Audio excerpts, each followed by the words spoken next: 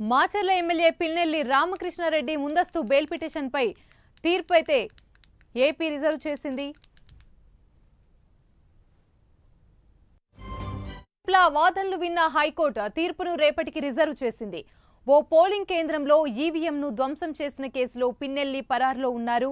Polling రోజున ఓటర్లపై దురుసుగా ప్రవర్తించారని, దాడులకు ప్రేరేపించారనే ఫిర్యాదులు రావడంతో ఈసీ ఆదేశాల మేరకు పిన్నెల్లి రామకృష్ణారెడ్డిపై పలు సెక్షన్ల కింద కేసులు నమోదు చేశారు.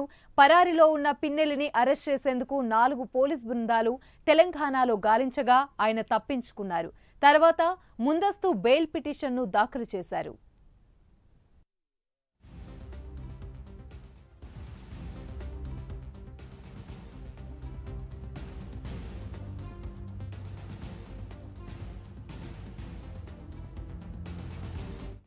రైట్గా ఇదే అంశానికి సంబంధించి మరిన్ని వివరాలు మా ప్రతినిధి రవికృష్ణ అందిస్తారు. రవికృష్ణ, చెప్పండి, ఆ పిన్నెల్లి రామకృష్ణారెడ్డి ముందస్తు బెయిల్ పిటిషన్ పై అయితే తీర్పు ఏపీ హైకోర్టు అయితే రేపటికి రిజర్వ్ చేసింది. దీనికి సంబంధించి అసలు పూర్తి అప్డేట్స్ ఏంటి? ఏదైతే పాల్వాయి గేట్ వద్ద జరిగినటువంటి ఈవీఎం ధ్వంసం కేసులో మాచర్లకు సంబంధించిన ఎమ్మెల్యే పిన్నెల్లి రామకృష్ణారెడ్డికి అయితే ఊరట లభించింది. 6వ తేదీ వరకు అతన్ని అయితే అరెస్ట్ చేయొద్దని ఆదేశాలు అయితే హైకోర్టు ఇచ్చింది. ఆ తర్వాత జరిగినటువంటి ఘటనలు ఏంటంటే దానికి సంబంధించి మరికొన్ని కేసులు కూడా నమోదయ్యాయి. ఆ పాల్వాయి గేట్ సమీపంలో ఈయన ఈవీఎం ను ధ్వంసం చేస్తున్నప్పుడు శేషగిరిరావు అనేటువంటి వ్యక్తి అడ్డుకునేందుకు ప్రయత్నించిన తర్వాత అతని మీద దాడి చేశారు. అదే విధంగా కూడా మరణాయుధంతో దాడి చేశారు అని చెప్పి ఒక కేసు. అదే విధంగా కూడా ఆ పాల్వాయి గేటు పోలింగ్ బూత్ నుంచి బయటకు వస్తున్నటువంటి సందర్భంలో ఒక మహిళ అడ్డుకుంది.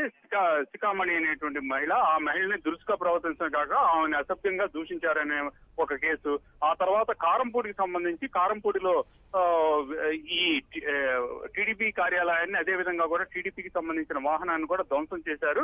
అలాగే వాహనాన్ని తగలబెట్టడం, అక్కడ ఉన్నటువంటి టీడీపీ నాయకుల్ని మీద దాడులు కూడా చేశారు. ఈ సందర్భంగా కూడా నారాయణ స్వామి అనేటువంటి సీఏ అడ్డుకునేందుకు ప్రయత్నించిన సందర్భంలో ఈ ఎమ్మెల్యే సోదరుడు అదే విధంగా కూడా ఎమ్మెల్యే కూడా ఆయన మీద దాడికి ప్రయత్నించారు అని మరొక కేసు. మొత్తం కూడా ప్రజెంట్ 2 అయితే మాత్రం ఈ హత్యాయత్న కేసు, ఒకటైతే మాత్రం అబ్యూజ్డ్ కేసు అయితే ఈ ప్రస్తుతం నమోదైనటువంటి నేపథ్యంలో వాటి మీద అరెస్ట్ చేసేటువంటి అవకాశం ఉందని ముందుగా భావించి హైకోర్టును ఆశ్రయించి ముందస్తు బెయిల్ కోసం ఆయన పిటిషన్ అయితే వేశారు. దానికి సంబంధించి హైకోర్టులో అయితే వాదనలు జరిగాయి. వాదనలు జరిగిన తర్వాత దానికి సంబంధించి పూర్తిగా కూడా కోర్టు అయితే మాత్రం దానికి సంబంధించి వాదనలు కంప్లీట్ అయిపోయిన తర్వాత ప్రెసెంట్ ఆ కేసుకి సంబంధించి తీర్పునైతే రిజర్వ్ చేసిన పరిస్థితి అయితే ఉంది. అయితే రేపు ఈ తీర్పుకు సంబంధించి బహిర్గతం చేస్తారా లేదా అనే దాని మీద మాత్రం వెయిట్ చేయాల్సిన పరిస్థితి అయితే ఉంది.